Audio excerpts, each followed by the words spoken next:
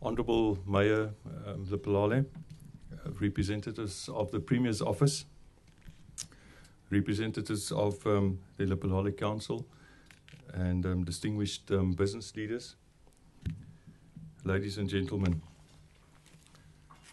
Welcome to the official launch of and the opening of our Lady Beng Extension 70.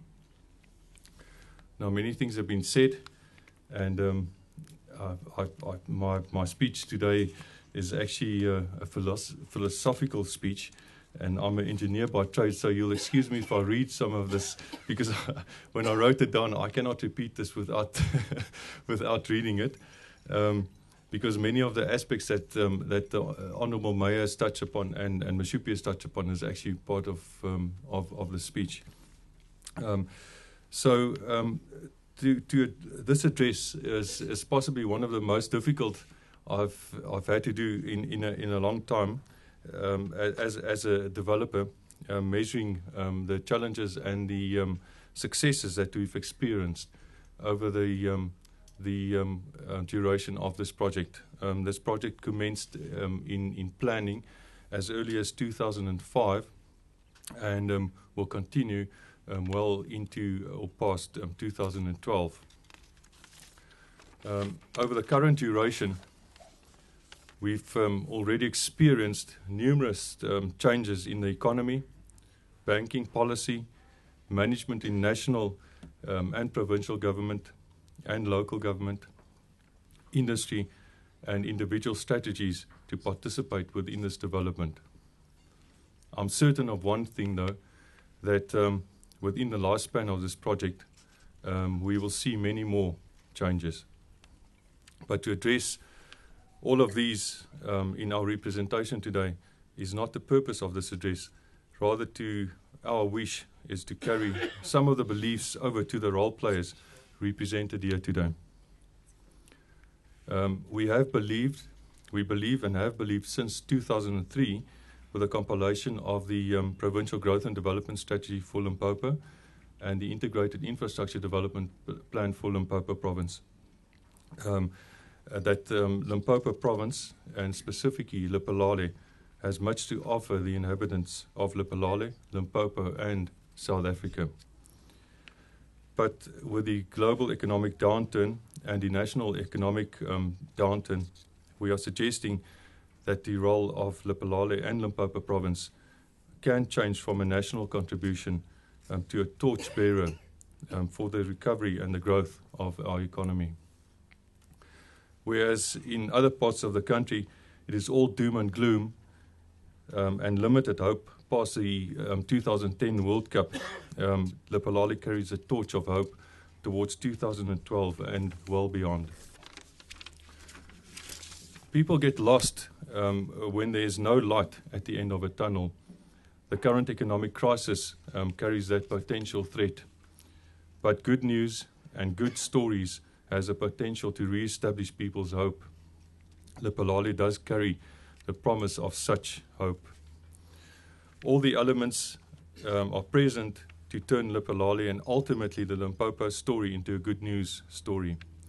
We have the capital, the investment interest of private sector and public sector, and various private sector industries, including Anglo-Coal, Sasol, Exxaro, and the national interest from national, provincial government and commitment, including Departments of Minerals and Energy, Department of Water Affairs, and Eskom. Numerous developers are also participating and contributing within this area.